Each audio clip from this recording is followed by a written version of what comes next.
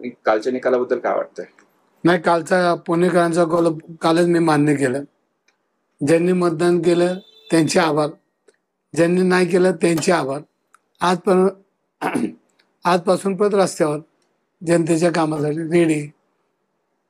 जे तुमचे प्रतिस्पर्धी होते मुरलीधर मोहोळ यांनी काल बोलताना म्हणले की समोरनं माझ्याकडनं वैयक्तिक टीका झाली आहे, वेगवेगळ्या प्रकारची टीका झाली, तर मी त्याला उत्तर दिलं नाही. तर त्यांना पुणेकरांनी चांगल्या प्रकारे उत्तर दिलेलं आहे. त्याकडे तुम्ही कसं बघताय?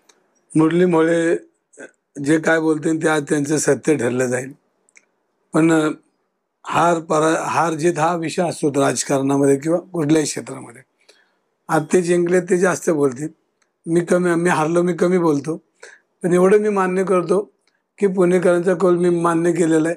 त्यामुळे पुढं मी तेवढंच नेटाने ह्याच्यापेक्षाही जास्त लढणार आणि मी लढणारा कार्यकर्त्याने लढत राहणार. जे मतदार जर 6 मतदारसंघातलं पाहायचं झालं तर तुम्ही ज्या कसबा मतदारसंघातनं आमदार झालात तिथे तुम्हाला कमी भेटलं, तर त्या नेमकं कसे तुम्ही कारण मीमांसा करता किंवा तिथे तुम्ही कसं विश्लेषण करता? नाही, आता त्याच्यावर मी कार्यकर्त्यांशी बोलतोय. आपण कसं का कमी पडलो, कशामुळे कमी पडलो ह्याची चर्चा तर होणारच आहे. आजच मी रात्री निकाल लागला, आज मी ऑफिसला बसलोय, पण ती चर्चा अजून केली नाही. पण लोकसभा काही लांब नाही.